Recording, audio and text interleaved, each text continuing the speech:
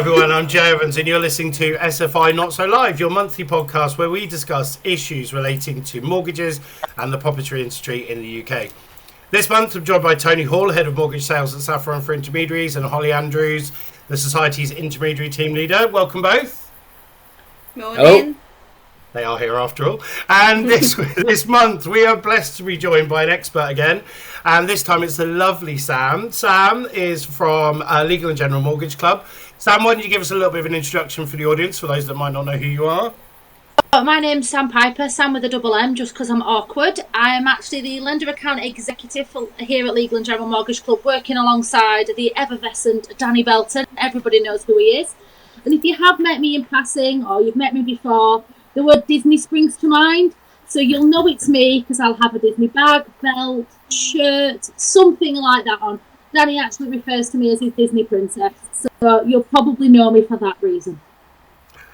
In that case, I'm going to reference you as princess all the way through the podcast. And I can confirm he is wearing a Disney shirt today. I can see it. You guys can't, but we can.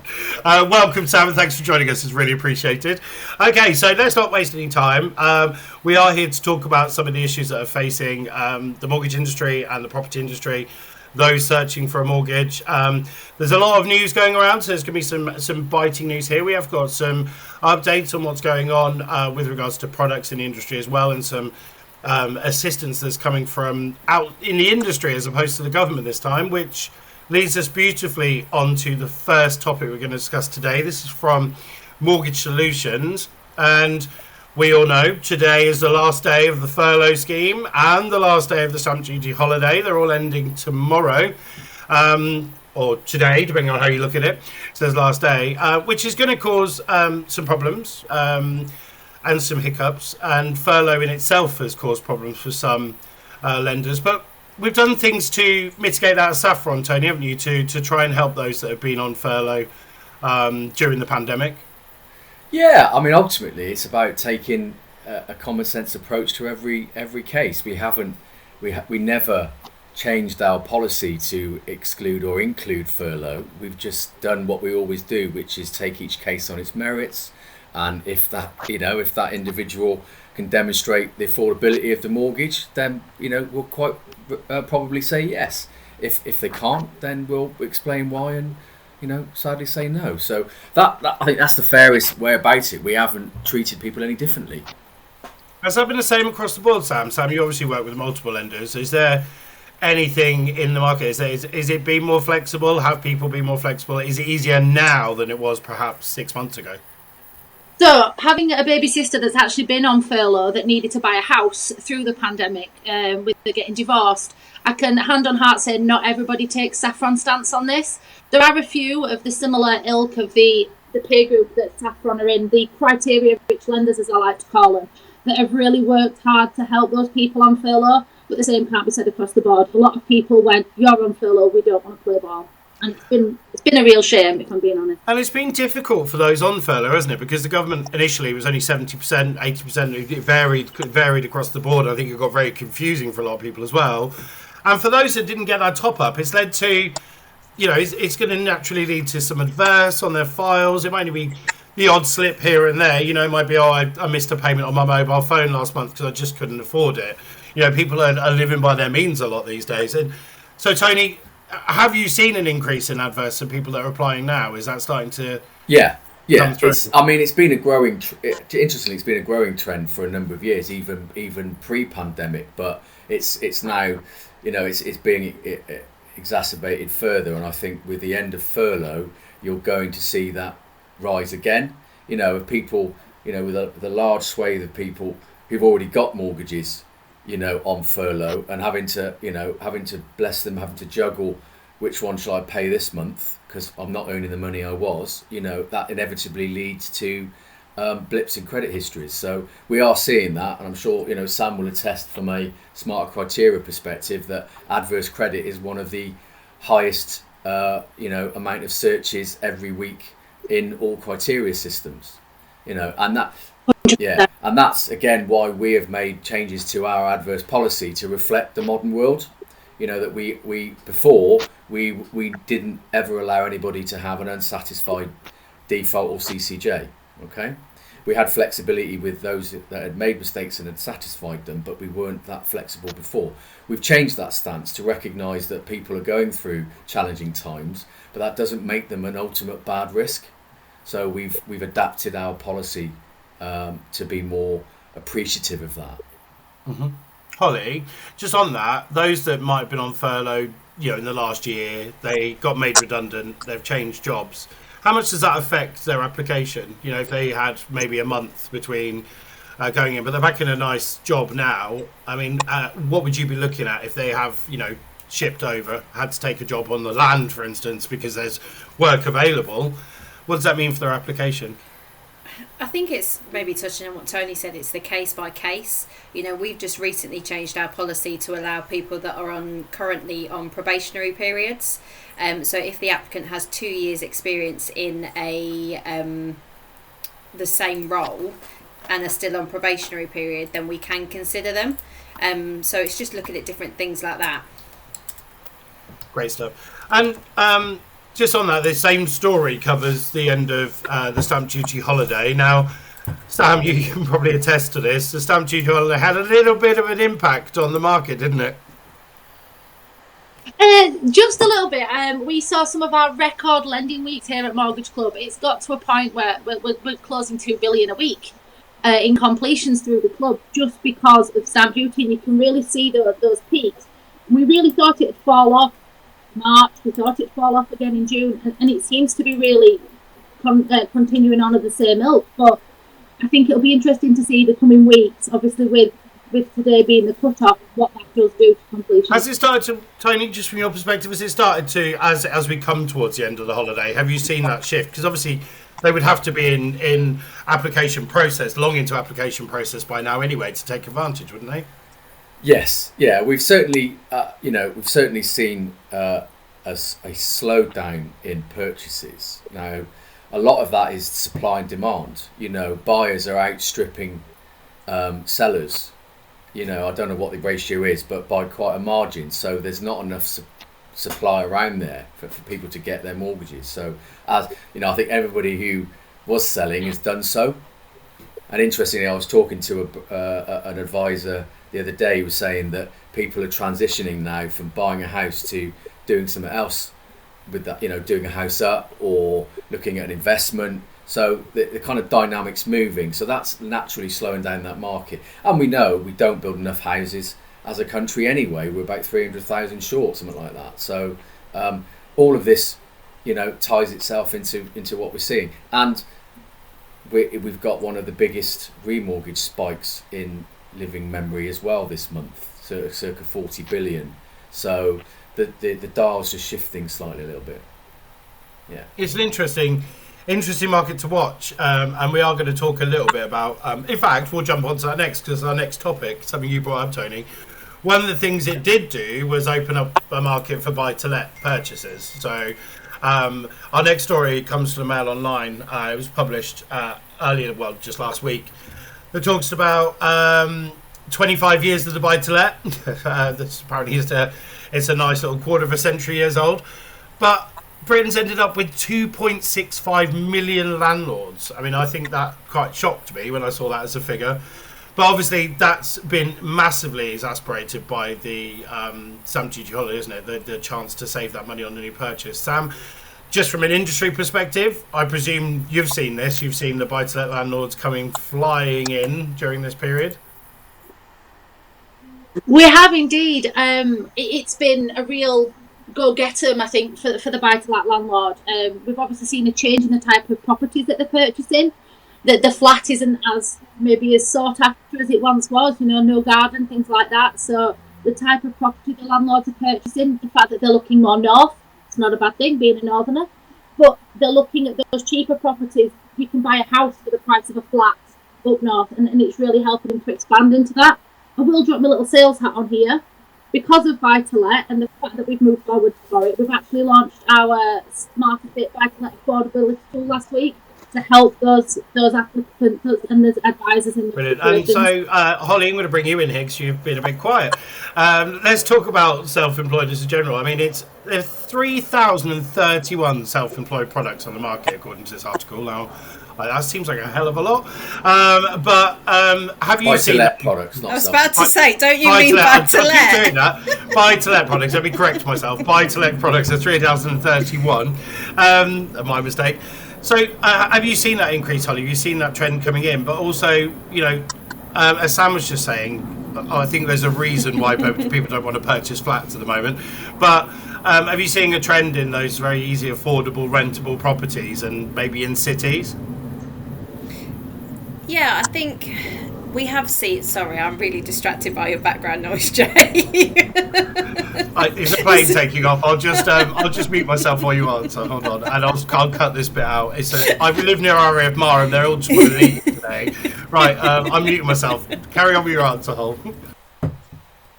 That's better.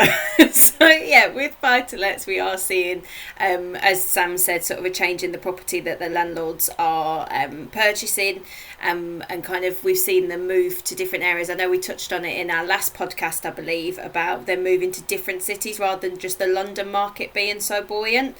Is looking at other cities further up north, but there's definitely a number of buy-to-let products, not just in your everyday space, but your limited company buy-to-let products for people that are looking to put their properties into a limited company, and then you've got the likes of HMO and holiday lets. Now in the buy-to-let space, you've got 3 products for Saffron. So you've got the everyday buy-to-let, you've got the expat buy-to-let for UK nationals living overseas and wanting to purchase or remortgage a property here in the UK, or you've got the limited company buy-to-let as well. But the key thing I always like to point out with our buy-to-lets is that we allow first-time buyer, first-time landlord. So that's one of the key selling points with our buy-to-lets as well. I think that's been one of the key things here is that shift, isn't it, Tony? We've discussed it before, that everyone that's moving out of the cities because they want a garden, they want to put an office in the garden or whatever like that, and then you've got the investors looking, going, hey, everyone wants to rent in the city, the youngsters are renting in the city, let's take advantage of it.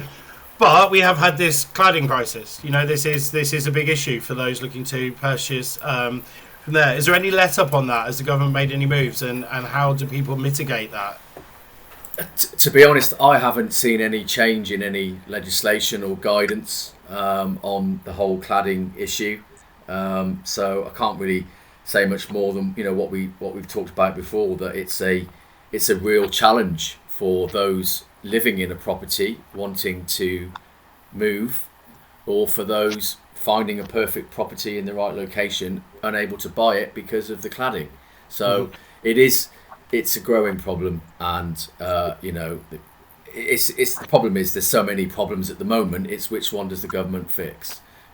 This one's rather important, in terms of the impact of not having it done correctly, which we don't need to remind anybody about. So I don't know, it's a challenge. It is a challenge, but it is certainly restricting the purchase of flats, very much so. I think people are generally nervous as well. Everybody's going out and waiting for their fire checks, and all of a sudden they're in a position where they weren't before. But just touching on something you said, Tony, there's something that is dominating the news is the lack of homes to buy. And that has caused the government, it's still in progress, to launch the Help to Build as a Help to Buy scheme, as opposed to the Help to Buy scheme. We don't know a huge amount about it yet. We still don't know who is. We still don't know who's going to be on that lending yet. They haven't glued that anywhere down yet, and we spoke about this a fair bit on our last webinar. But I think self-build is a way of fixing that market, but also we've got the development side. But self-build is a way of kind of achieving that affordable purchase you have, and even as a first-time buyer, surely. 100%, and I think self-build is the one route. The even better, safer route is custom build. So that's again, both of those elements are massively misunderrepresented and misunderstood in the market, not only by consumers but by brokers and advisors as well. It's seen as a challenging market that you don't really want to get into. We said on our last webinar that look, the opportunities are huge, and there's lenders, us being one of them, that are here really happy to help a first-time buyer or first-time broker through the process. It isn't that difficult. Yeah, there's a few more forms to fill in and a few more dots to tick. Dots to tick. I can't get it right. Start that again. A few more things to sort out. But it's a viable option, and local authorities are being positively encouraged to give over brownfield sites to development. So there's a huge opportunity for SME builders to capitalise on this and find available sites that weren't there before, from a development point of view, which by the way we can help with as well, or from a first-time buyer who actually could only ever think of dreaming of building their own house or wouldn't have thought of it, but actually if you've got a helpful SME builder that will build it for you to your specification, it's a great opportunity, and you could get that house that you would potentially be buying in 10 years time now. I think that's key. That's the beauty. You build a home that's right for you, and actually much more affordably, even though there are some issues with products and stuff at the moment. It's making it slightly more expensive to build. But still, even that, on the calculation of where the products are at the moment, is still a profitable way of building. Sam, have you seen from an industry perspective, is that reflective of what you've seen outside of Saffron? Have you seen that self-build, and he did it again, self-build and custom build product? I don't think it's something that's talked about enough, to be honest with you. We've got lenders like Saffron. We've also got other colleagues on the panel that really focus in on this, and it's something that they're big specialists in, and they can really educate the world on. However, I just don't think it's something that's talked about between advisors and their applicants enough. It's just something that's not utilised to its best possibility, especially when you look at, global warming and how can we do carbon footprint and things like that. Self-build and custom build sit into that perfectly, because they can start going into that home going, well, I'm building it, let's add the solar panels, let's do this, let's do that, and be really green from the get-go, as well as getting the home that they've always wanted. So I think with more education, we could get more people on board, but I think it's really underused at present. I couldn't agree more, actually. I think, with the green agenda and what's going on with our climate crisis at the moment, especially first-time buyers in that generation, you've got the millennials and Gen Zs are going to be next purchasers after millennials. They're very serious about this, and it's something that they've been educated on all the way through school, where perhaps some of us I'm not putting you guys in this, but some of us in the older categories don't really I'm in that category, mate. It's all right. It's fine. We'll just stand up here, Tony. All right, yeah, it's absolutely fine. I accept that now. I've come to terms with it. I'm trying to come to terms with. I'm more in your band than I am the other two, but we'll try.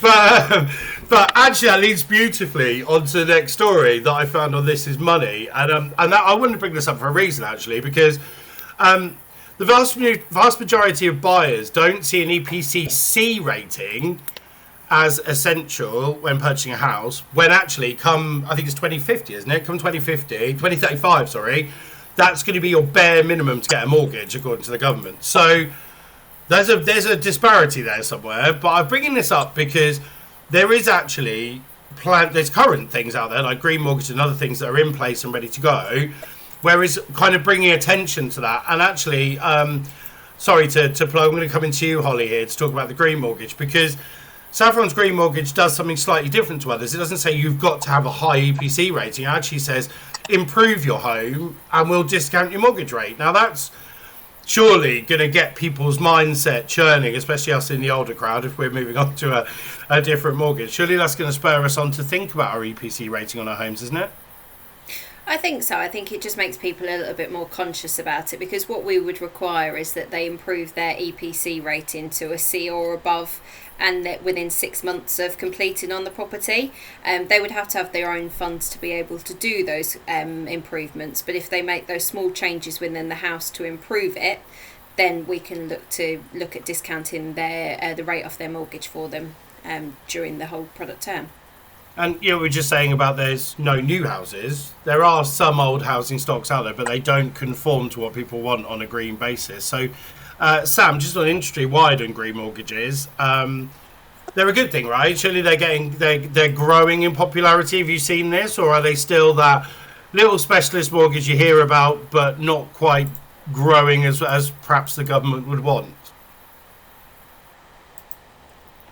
I think it kind of sits in the middle of that, if I'm honest with you, Jay. I think some lenders, your Saffrons of the world, and some of their peer group have really got the green mortgage right. they've understood what a green mortgage should be, how they can help, and it's on a purchase. Some people are doing it on remortgages, but some people out there are just badging things as green to say it's green and almost doing it as a tick box exercise.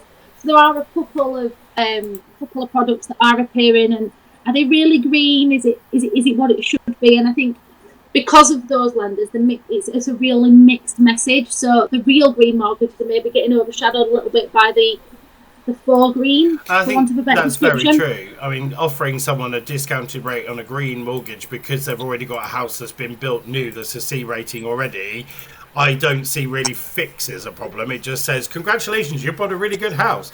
But again, it reflects back nicely, doesn't it, to the custom build market, Tony? Because that's where it really sits. You know, that's where green really sits beautifully, isn't it?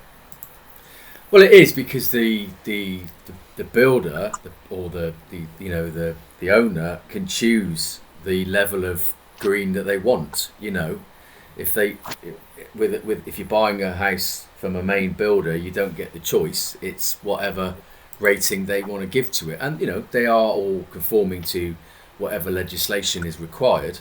But it's only if you're building your own one with your specification that you can do more. You know, it might cost more, but it's the environmental impact that you want to leave, isn't it? So that market definitely lends itself to that.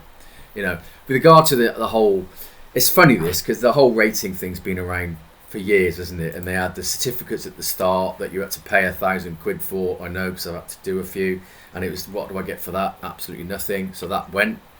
It's now just a rating, but my washing machine's rated as well. You know, I don't quite know what that is either. So there's a complete lack of understanding even from me, who's been in this market for forever, about what this actually means. And I think that's the difference for the consumer. Is this isn't saying an E to a C is going to save you £200 a year. All right, if you actually start putting what's in it for me into doing this, some people actually might start doing it. Given now with rising gas prices and inflation rising, actually give someone a tangible reason what C means, and I might do it. At the moment, it's just words that don't actually mean much, you know, in my view, unless I'm mistaken. You know, it's come to the fore, isn't it, a little bit with our disruptions on our M25. I'm not going to remember the name and give them any credit, but their message is very clear, you know, that the government do need to start insulating homes. And actually, Holly, jumping from an E to a C is actually not as difficult as you might think, because it's actually things that you wouldn't really think of, like a small extra bit of insulation or a change to double glazing. It could be the simplest of things, can't it? It's not like rebuilding an entire house. It's just looking at it and saying, where am I losing? Yeah, no, definitely. It's making those small changes within the house, such as the change of your windows, upping your insulation. There might be some eco methods that you can use around the property. There is quite a lot online. I mean, touching on the confusing message, I know this article itself touches on that half of homeowners were not aware of the potential gas boiler ban. But actually, this is even more confusing, because when you read up on it more, there will be a gas boiler ban on any new builds by 2023. And it's later on that then existing gas boilers go out, because new builds won't be connected to the gas grid from 2023. And even, you know, I was reading an article about it, and even that's confusing.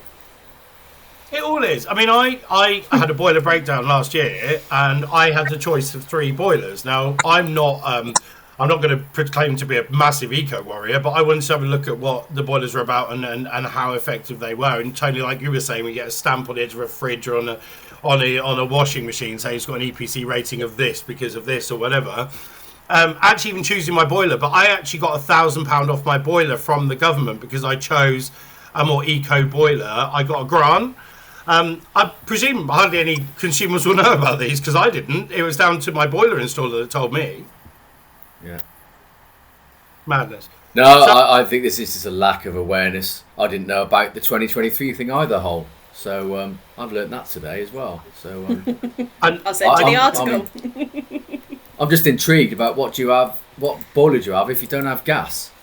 There's I don't know. I mean, I was watching a documentary a couple of days ago about all different boiler technologies and all these hydrogen boilers and all these various different things you have in your house. And they're able to use the gas pipes that come into your house for alternatives to gas. So the idea is that those who retrofit into new houses, and then eventually all of us that have got gas boilers will eventually have to go over. But it means they don't have to dig up your pipes, basically. They can just change over the supply. But you have to have a various different boiler inside your house. And if you're in a rental properties, we've talked about buy-to-let landlords a lot today. God help the cost to landlords, because they're not cheap. Certainly something to look out for. But it's quite interesting to see that EPC is still being talked about. People are paying attention to it. But I think we've got a long way to go. I'm going to move over to something. So the next story is from Show House, which is a magazine around about housing, obviously. But this is about borrowing returning to normal levels in August. Obviously, the August figures came out this month. But I want to pick up on that because we were talking about the peak and the year and how good it's been. Surely this was inevitable that this was going to happen in August. Did you see it, Sam?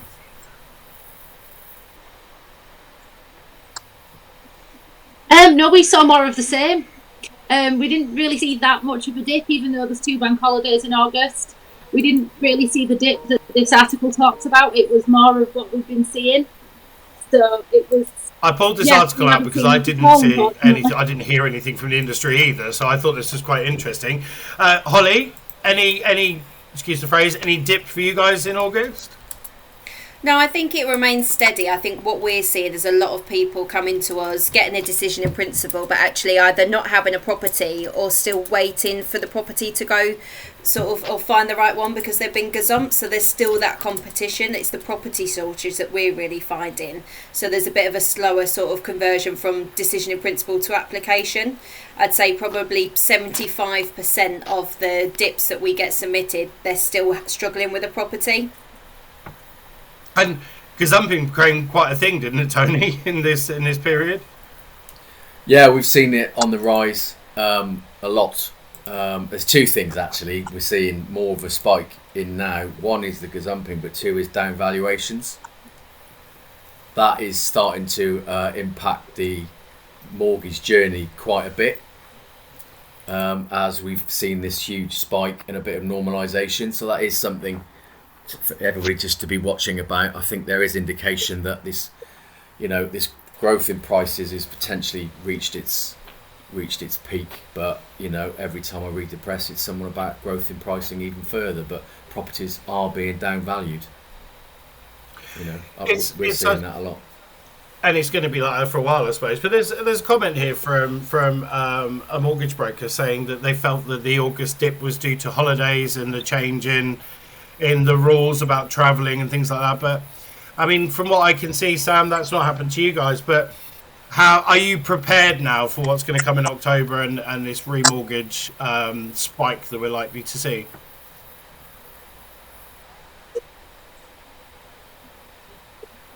Yeah, I think we've been prepared for the dip since the beginning of the year. We've seen unprecedented levels, so we knew it couldn't stay that way forever. We knew it had to stop at some point, because if we kept going as we were, you're talking monopoly money, and it's just becoming a little bit ridiculous. So it was always going to slow at some point. And I don't know about you, but I don't look at houses in October when it's rainy and not nice. You're going to stay at home, and there's always that element of it's winter, let's cozy up. So I think it was inevitable. I think we'll definitely see more remortgages. We're looking at capital raising. Christmas is coming. There's all that kind of thing. People trying to make sure they've got the money they need to be able to get through to next year. So and I think Holly, from your perspective on this, obviously remortgaging is going to be a big thing. But what other things do you think is going to change now that the market started to level out? What are you looking forward to seeing returns to normality of? I think, we've definitely...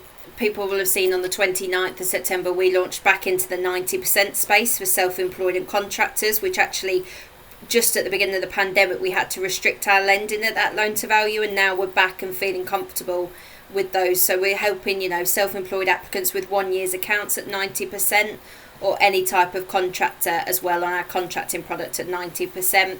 I think we've made some really positive changes with our policy. So I know adverse being one of them we touched on at the beginning of the webinar, helping people with unsettled defaults and CCJs, or they might have had a late or missed payment in the last 24 months.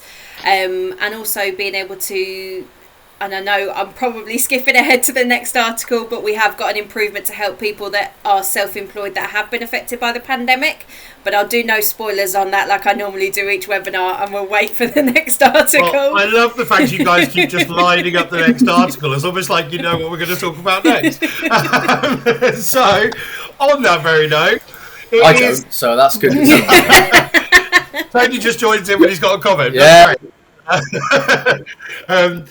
Okay, ladies, thanks for setting me up, because the next story is from the Daily Express, and it's the final deadline for the last SEISS grant for self-employed. Now, the grants haven't been particularly useful when it comes to the mortgage industry, let's put it that way, because obviously it looks pretty bad on the on your affordability. Sam, just on self-employed, I don't know how much you've got an opinion on this. Obviously, people have had to take the SEISS grants. Have you seen that applicants are now seeing a more likelihood of rejection if they have taken that? Well, so I've got two views on this, if I'm being honest. Since I'm married to a self-employed gentleman who himself has had to take a couple of the CSIS grants, just because of waiting for PPE to be put in place, for example. Like when we got locked down, we picked him up from his construction site, and he wasn't comfortable going back to work. He could, but he wasn't going until PPE was in place. He's self-employed, but he lost 2 months worth of income. So he had to take the CSIS grant. There was no two ways about it. The problem with that is he had to take it. Had we been looking for a mortgage, we'd have had to do it in just my name, because I was the only one with secure income. And it's been a real problem. There's not been any lender that I'm aware of, so correct me if I'm wrong here, Saffron, that would accept CSIS as viable income if it had been the only income they'd been receiving, which is a real shame. Like I say, if they're taking them 9 times out of 10, they are taken because they need them. I know of self-employed people that have maybe taken them, well, it's there, I'll take it, it's money in my back pocket. That's going to look bad, because you can still see that income coming in week on week. So I understand why some of the lenders have been hesitant to take them, because what are the reasons behind it? If they can prove why they're taking it, they can explain it, I can maybe understand why a lender may take it into consideration. Something in there that I want to pick up with you, Tony, and that is the many conversations you and I and we've had on the webinars and on podcasts around self-employed and the SS grants, is that accountants were actually telling people to take them and put them in the back pocket in case. Yeah. Which is then obviously going to have an adverse effect to their application. So how have you dealt with that? Because you are I hate to use a specialist self-employed lender, in that you have specialist self-employed and contract products. How have you dealt with that when looking at applications in the past? And this is a good plug for what you're doing now. Yeah, well, again, it's that overly used phrase, but it's very apt. It's common sense. It's about having a conversation with the broker and the applicant about, why did you do this? And it was very much that. My accountant told me I should.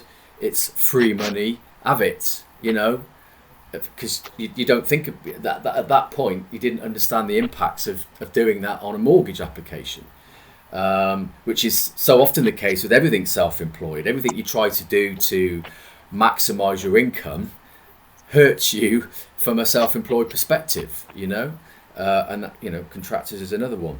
So I think we just, as ever, have a wonderful approach, as do a lot of other lenders, that we take a common sense approach to every single application as it comes in.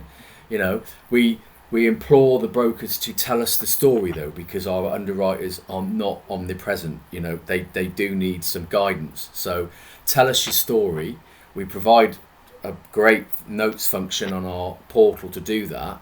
So tell the story, why it's there, why it was used, and whatever. And as you say, that segue into what we announced yesterday is actually we've now given our underwriters even more discretion to discount the pandemic year of trading in the right circumstances. So we're not going to hold that year that's 100% not your fault against you. It's not going to be for everyone, and we're very clear to stress that. You've got to be able to demonstrate that your business is now trading profitably and trading at a level that demonstrates why we should lend you that money, but we're not going to hold that year against you. So we're delighted that we made that decision, that we launched that yesterday, and actually the guys are really busy with inquiries, as you would expect, because that ties in at 90% as well. Which so is the other thing. Just to delve into that, for those that don't know, obviously a self-employed specialist mortgage allows you 1 to 2 years of accounts as opposed to 3 years accounts on a standard mortgage. That's right. But this is, so just to get this right and make this as clear as possible, if they were trading pre-pandemic year for a minimum of a year, pre-pandemic year, and then they've got the pandemic year and they've returned to a profitable and almost pre-pandemic levels of their business, but have shown some commitment during the period of the pandemic year, so maybe diversified, maybe done something different, then you are saying that you could potentially look at their application and go, do you know what, there's a possibility we can discount and just not look at the last. And it isn't just those who've diversified. It would be just, because not everybody's been able to. But if you can show now you're bouncing back and actually you've got bank statements or management accounts that show your position, we're prepared to have a look. And as we won't do every one. It's just because we just won't. But what we're saying is, give us a try. Don't, just because you can show this dip in that year doesn't mean that you can't move forward, because as you know, lenders either average out 3 years or they take the last year or whatever, and if those have been affected, you're not going to be able to demonstrate the true affordability. So that's why we've taken that move to just give the underwriters the discretion to ignore it, because they can demonstrate a strong trading position now. And obviously I don't work in the industry, I'm completely independent, but I see that as incredibly fair. In the, I'm dual employed. I'm employed full time, but I also self-employed. I work outside as a freelancer, so in a different area. And I can imagine, I can see. I mean, I didn't do anything for an entire year on the other side. If that had been my employment, it'd have been. But it was at no fault of my own. It wasn't my fault that they locked down the country and that nothing was available. Sam, obviously, we're talking from Tony and Holly are certainly talking from a Saffron perspective. But have other lenders being more flexible as well? Have you seen some adjustments in the way they're accepting applicants, or some flexibility around the last pandemic year, as we're calling it? I definitely think there's a group of sort of like-minded lenders that, I've used the phrase earlier on in the podcast, that the criteria-rich lenders, the ones that don't just go, computer says no, the ones that are willing to have that conversation, and they've really come into their own throughout the pandemic and following on from it with what they can bring to the table. There is definitely a big group of them that of the Saffron, like the Saffron type of lending, that they've really been there to support, and it's been wonderful for me to see, because they're most of the relationships that I hold within my role. So it's been a real pleasure to see lenders like the Saffron really step forward and go, we want to look after you, we want to help. There has been others that haven't, but they see the volumes anyway, so it's not really been so much of an issue for them. So to have lenders like the Saffron and their peer group to be able to step forward and put their hands out and basically say, come here, we'll look after you. It's wonderful. Let's face it, it's all about the end client getting into a home in the long run, isn't it? And it's about looking after the end client, and that's all brokers want. And in the long run, that's all the lenders want, is to help that broker get that person into the home. And as soon as they've got their keys and they walk through the door, and achievements happen. But that's not always easy, and the pandemic certainly didn't, offer a lot of support for a lot of people. So it is nice to see these lenders stepping up. Do you think, Tony, this is back to you, sorry, Holly, I will bring you back in a minute, but Tony, back to you on the common sense side of it.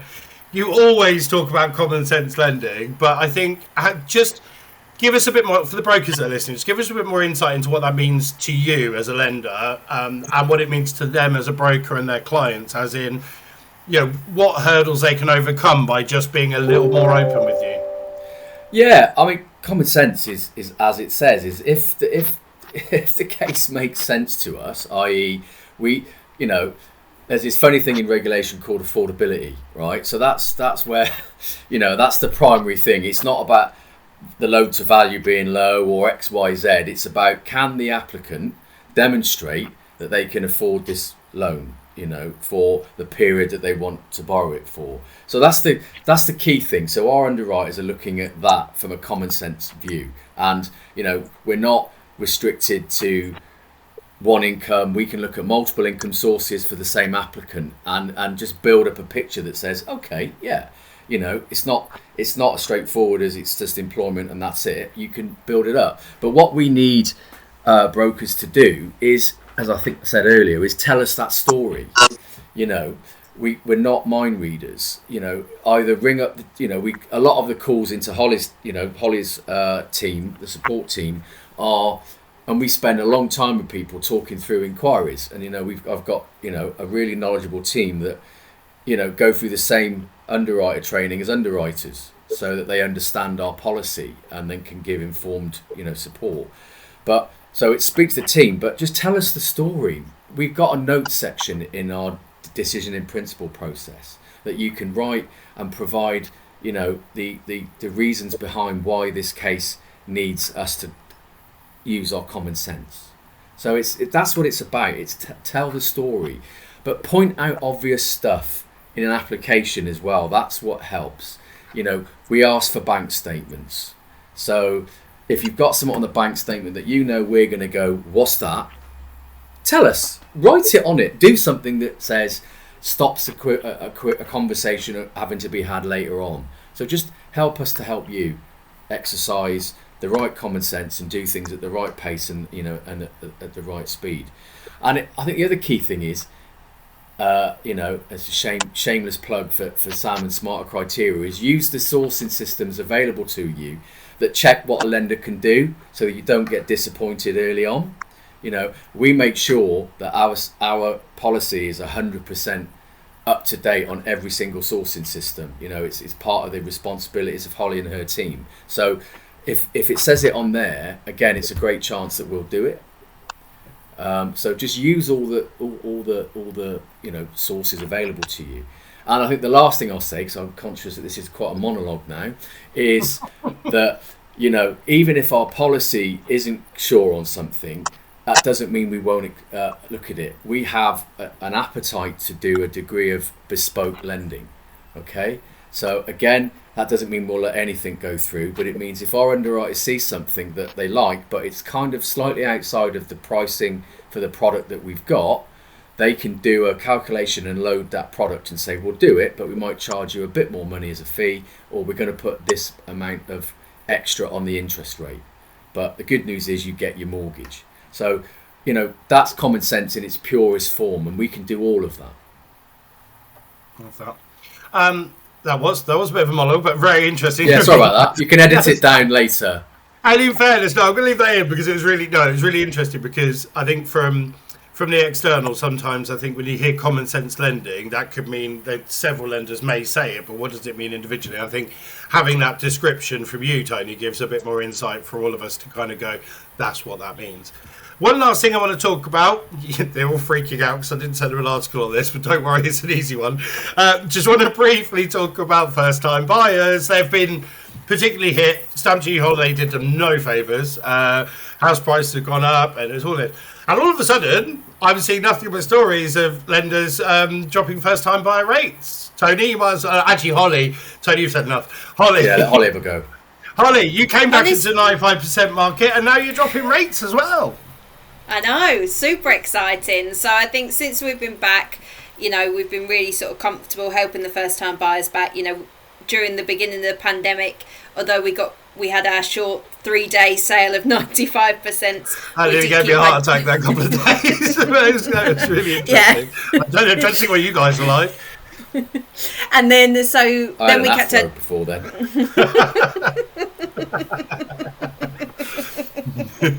Sorry, Hol, carry on.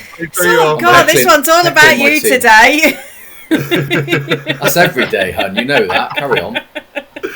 So So we kept our joint borough sole proprietor, where it was helping first-time buyers get on the property ladder with a supporter, being a close family member. And then slowly, as sort of more products and more lenders have come back to market, we felt definitely more comfortable to go back to the 95% space, just as a standard first-time buyer. So yes, we've got a variety of products now on the website, and yes, we had the exciting rate drop on 2 of the products. So we've got a rate drop on our 2-year and our 5-year. Which is very, very exciting. You read all about that in your favourite trade press, or pop to the SFI website, you can see it there. Sam, just sort of outside of the saffron bubble, it's quite a few lenders dropping their rates at the moment across the board on various different products. Do you think this is their way of kind of mitigating the change in the market that's inevitable? And do you think it's going to help?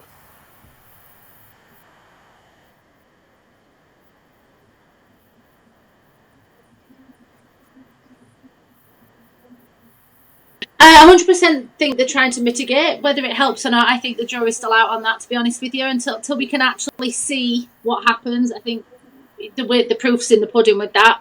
I think as more people are coming back into those higher loan to values and things like that, there's less risk for them to be overrun, so they can then start pulling those rates back because they're not sticking their head out on their own. Well, let's very quickly on to one last thing on first-time buyers. Holly, I'm going to bring you back in as well, as Tony's voice is probably really sore. There's a story here that grandparents, believe it or not, during the stamp duty holiday period, grandparents have gifted £400 million in deposits during the last year.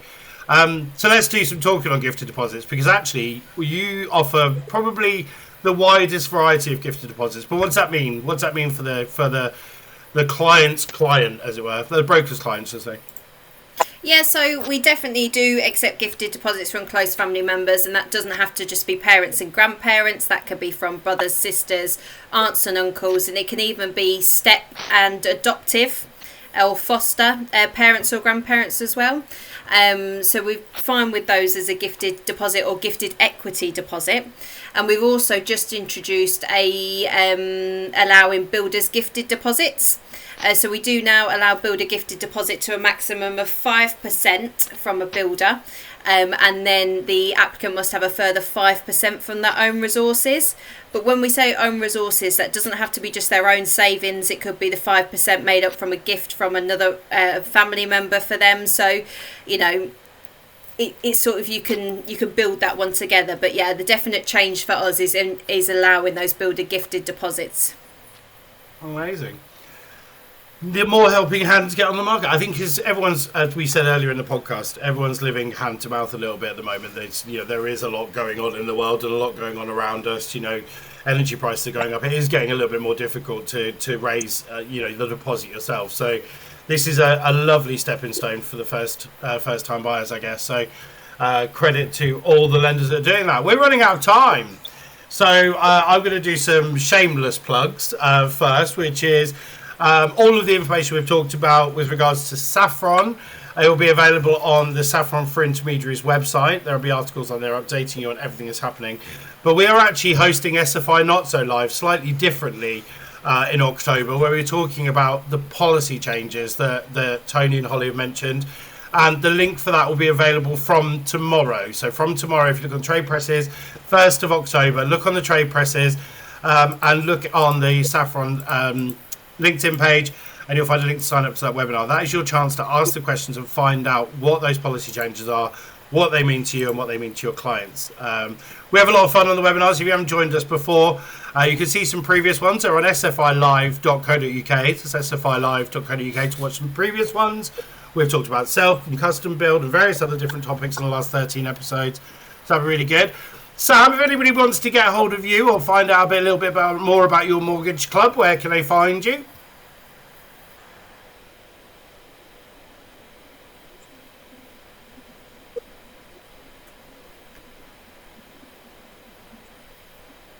If they go to the Legal and General Mortgage Club homepage, they can find contact details for myself, all of our key relationship managers and telephone relationship managers. And I'm going to do a shameless plug now. You can also register on there to get access to smarter criteria Smarter Fit, and Smarter Fit now does full You've been told, so don't forget check out Legal and General Mortgage Club and have a look at that smart criteria. Thank you so much for that. It's been lovely to have you with us, Sam. Thanks for your input. We really appreciate it. And we look forward to hopefully in the future welcoming your face onto SFI Live on the webinars. So yeah, definitely. Just your voice. I think we love to have you people with us all the time. Tony, thank you. And just we've done the brain plug on the webinar, but just a little bit on those brokers that haven't worked with you before on maybe registering on the SFI website. Yes, please do. The best way to keep in touch with what we're doing is to register to use our portal, because then you're on our distribution list and we'll send you all updates on what we're getting up to, what's changing with products and what's changing with our criteria. So to do that, if you go onto the website, look in the top right hand corner of the home page, you'll see a button that says register. If you click on that one, then it will take you through the process, and Holly and her team will pick that up for you. Amazing. And Holly, I'm not going to give away your details, but if anybody does have any immediate questions and want to come in, do you want to give them the places they can find you? Yeah, of course. It's all of our contact details are on the website, but to get hold of the BDM team, the intermediary support team, it's 01799 582 925. We also have web chat available during business hours, and the new and exciting feature on the website is our A to Z lending criteria. You can now go on there, all of our new policy and existing policies on there, and it's also in a really helpful search function. So please do have a sort of play around with that. But no, team are happy to answer any questions, and you can contact us a variety of different ways. Sounds wonderful. That's it for us. If you're listening to us on anything else, if you want to subscribe to us and get updates every time a new episode is available, head over to Apple Podcasts or Google Podcasts, search for SFI Not So Live, and connect yourself to the series. So every time an episode goes up, it will inform you we're back. So I'm sure you love listening to us. But again, thank you to the wider panel. We're back every single month. And again, as I say, SFI Live, the webinar series is much more product focused. And this time we'll be talking about the new criteria changes. So if you can, do join us. It's on the 13th of October. It is live. It's fully interactive with the chat room, so you can actually interact with us as we're talking. So do join us for that. But again, thank you to the whole panel, and we'll see you again in November. Take care. Goodbye. See you, everybody. Thank Bye. you. Thanks, Sam.